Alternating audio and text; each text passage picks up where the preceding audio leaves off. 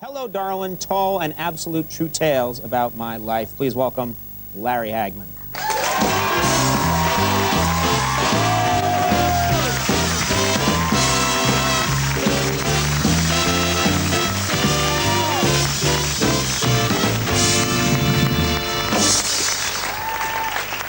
Thrilled to have you on the show. Thank you. I'm a big TV junkie, and you dominated television for so long. I did, yes. I think the correct response is, oh, no, Conan, please. No, you're quite right. You are correct. J.R. Ewing, one of the most famous TV characters in the history of the medium, probably the meanest as well. People must have responded. Did anybody ever confuse you with the character of J.R. Ewing and think, that's a bad guy? Well, my wife and I were having lunch at the Mansion Hotel, and I saw out of the corner of my eye this old lady is eyeing me, and I knew she was going to come over for an autograph. So she got on her walker, and she slowly came over, and she took her handbag, and she says, "You rascal, you!" And she hit me upside the head with it, knocked me off the chair. And she said, "Oh, I'm sorry, I never carry this handbag except today at lunch.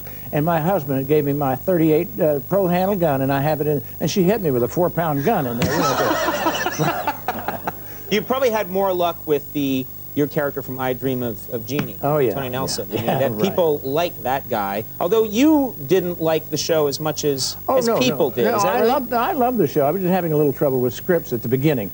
We had like 4 basic scripts, and we'd come on and do the 4, and then I was asking for a little more. A little variety, so you weren't always just going, "Jeannie!" Yeah, well, I did that for 5 years. Yeah. Seemed to work. Pretty much you have to do that 15 times in every episode. Yeah. Jeannie! You do that very well. Well, I never got the part. Just missed it. well, too.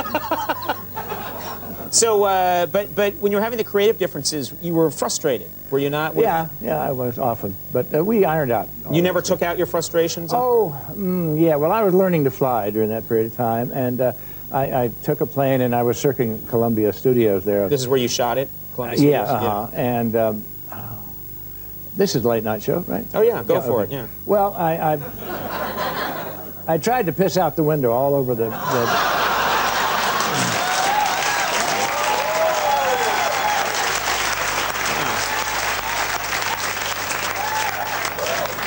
I was a little manic in those days. Sounds like it. Yes, yeah. But it all came back in. You don't piss out at 140 miles an hour. Well, I certainly hope you're happy with this show after you leave. It remains to be seen. Hey, it's Larry Hagman. Whoa! Now, a lot of great stuff in this book. A lot of great stories. You had kind of a battle with another famous TV personality, Burgess Meredith. People know him, of course, from the Rocky movies. Also known to me, I was a Batman fanatic. I love that show, and he was the Penguin on Batman. I think we have a photo there. I just love. There we go. There he is. Now,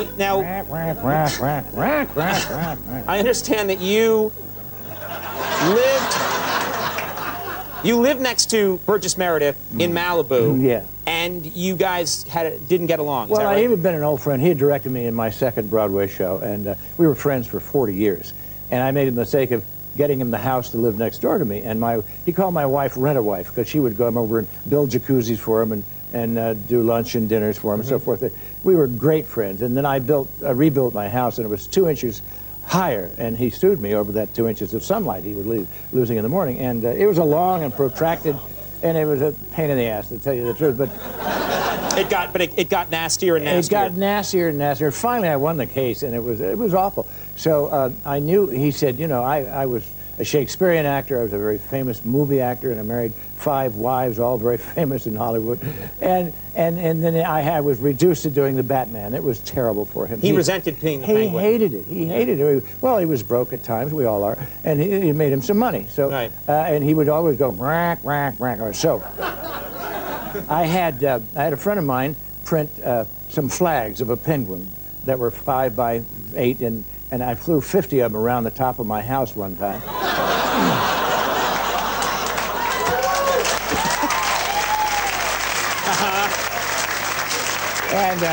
And I played a loop tape of him going, rack, rack, rack. How loud did you play that tape? Oh, loud, Yeah. loud. And he was having a party for 200 people, and I could overlook, and I sat up there all day. And I said, all the people I knew, but I wasn't invited because we weren't friends, you know. And my wife made me stop because she thought he was going to have a heart attack or something. I love that you're playing his tape, and he was probably mad going, He was, exactly Getting it back to each other. what he was doing, yeah. But we got back together again. We were friends when he died. Now, there... What a sad and unnecessary twist to the story. Now, I'm curious, just because I so identify with people as their TV characters, who do you think... Are you the... Remind me of Genie? Are you from... Yes. Which one? Both. Well, I was a bumbling idiot who would... a woman trying to get me in bed for She's 4 years. living in your house. Yeah.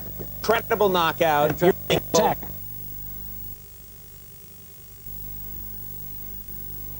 Astronauts can't.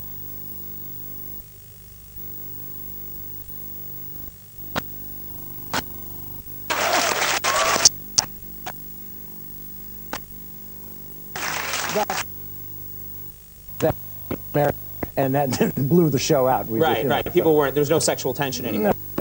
And he wasn't such a bad guy. He was doing kind of the American dream. You know, he was taking care of his family and his business, not necessarily in that order. Right. But you know, and he loved his wife in his fashion, and you know, he was a pretty good guy, as a matter of fact.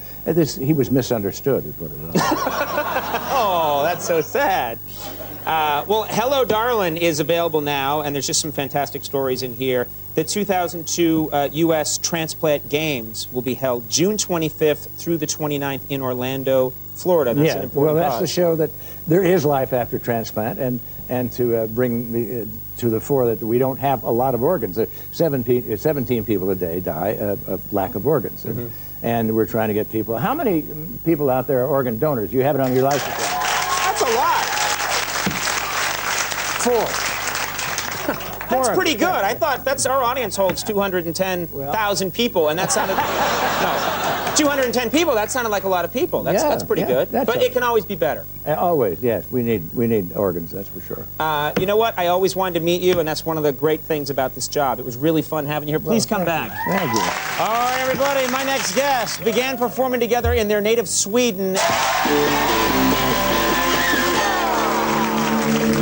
Thank you. All right, everybody. That is our show. I do want to thank all my guests. Larry Hagman. Big hand for Larry Hagman. So great to have you on the show. Big hand. They look like the Swedish Mafia. The Hives, everybody.